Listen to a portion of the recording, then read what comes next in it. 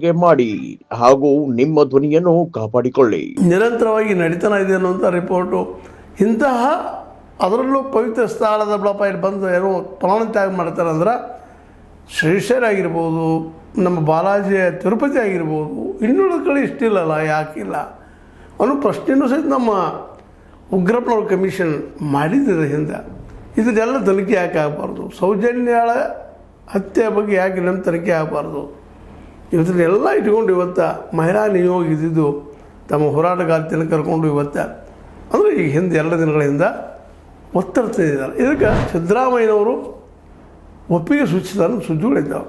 ಇದು ನಿಜವಾಗಿಯೂ ಒಪ್ಪಿಗೆ ಸೂಚಿಸಿದ್ರೆ SIT ಇನ್ನೂ ಈ ದಿಶೆಯಲ್ಲೇ, ಅದರಲ್ಲೂ ಮುಖ್ಯವಾಗಿ ಹತ್ಯೆಗಳಾಗಿದ್ದಾವಲ್ಲ, ಪದ್ಮಲತಾ ಆಗಿರ್ಬೋದು, ವೇದವಲ್ಲಿ ಆಗಿರ್ಬೋದು, ಆನೆ ಮಾವತಂದಾಗಿರ್ಬೋದು, ಅವನ ತಂಗಿದಾಗಿರ್ಬೋದು, ಒಟ್ಟಾರೆಗಳೇನು ಹೆಣಗಳು ಬಿದ್ದಿದ್ದಾವೆ ಅವೆಲ್ಲ ಅದರಲ್ಲಿ ಮಹಿಳೆಯರ ಹೆಣ್ಣು ಮಕ್ಕಳ ಹತ್ಯೆಯಾಗ್ಯದ.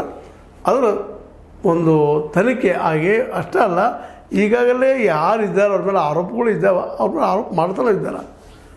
ಒಮ್ಮೆಲ್ಲ ಹಲವು ಸಲ ಚೆನ್ನೈಯಂತೆ ಆರೋಪ ಮಾಡಿಬಿಟ್ಟಿದ್ದಾನೆ, ಅವ್ರ ಹೆಸರು ಸ್ಪಷ್ಟವಾಗಿ ಇಟ್ಕೊಂಡಿದ್ದಾನೆ.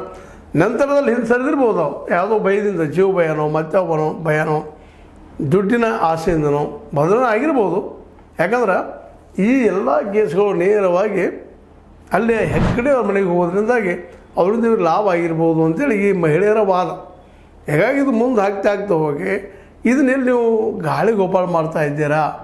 ನಿಮ್ಮ